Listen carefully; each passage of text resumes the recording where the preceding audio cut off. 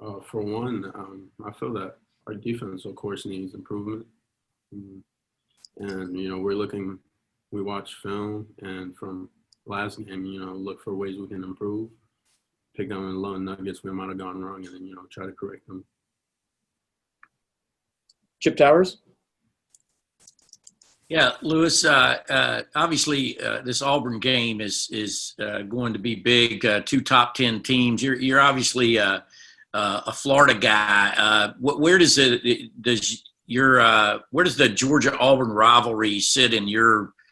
Have you been around long enough to sort of appreciate the olden tradition of this rivalry?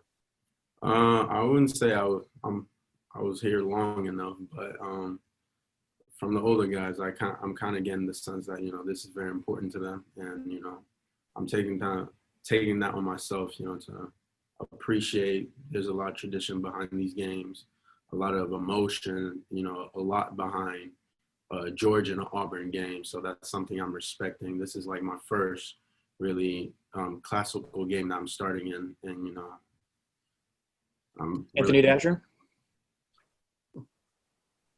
Lewis, I was just kind of wondering, what's it like for you to, I guess, kind of to play under the learning tree that I guess you want to call it a Richard account, kind of what he does and how he helps you out.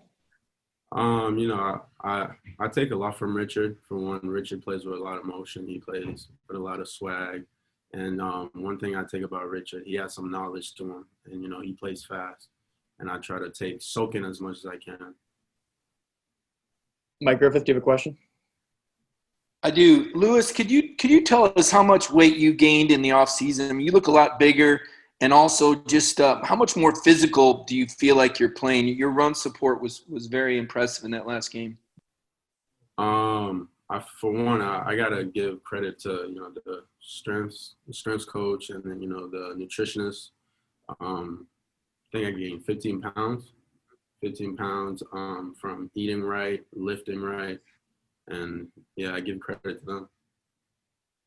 Ryan Dennis?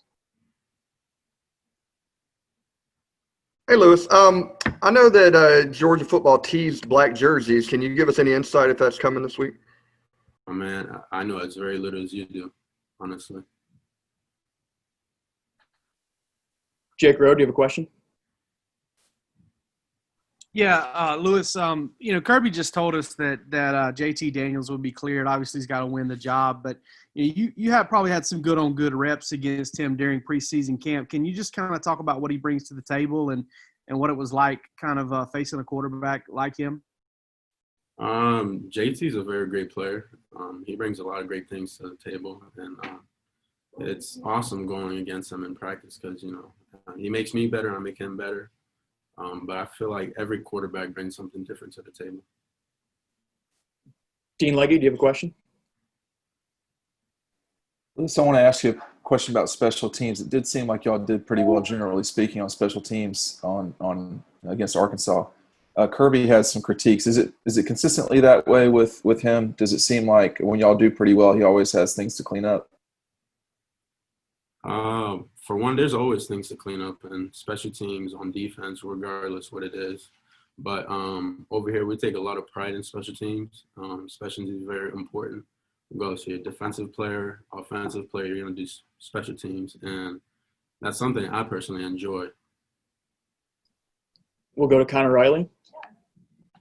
Hey, Lewis, you and George Pickens came in sort of the same recruiting class. Have you noticed anything different about the way he's practiced and prepared this year compared to last year?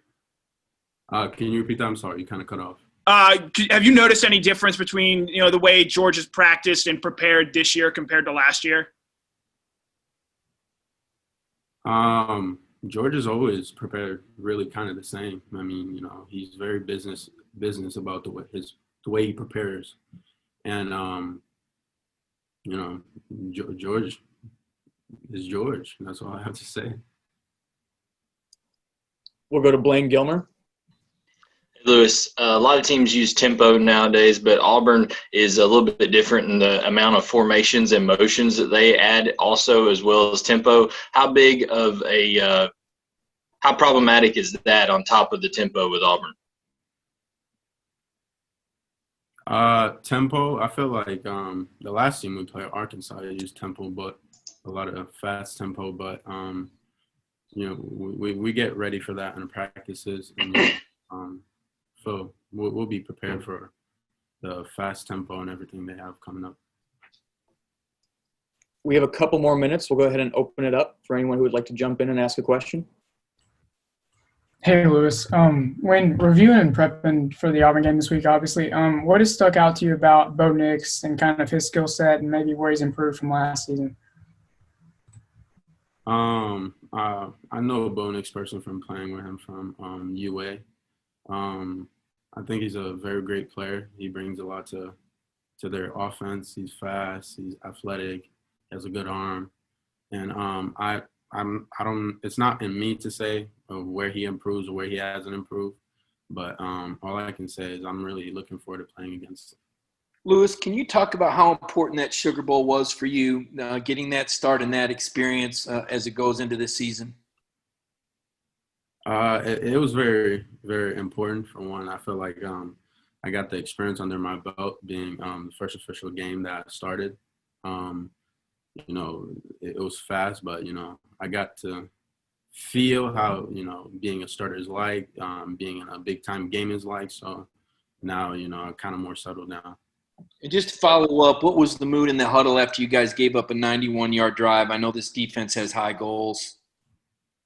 We just try to focus from play to play, Okay, that's the past. Let's focus on what's next. One more question. Anyone? Lewis, how different was it playing defense and communicating in a stadium that only had 20,000 people in it compared to what you're usually used to, which is a raucous crowd?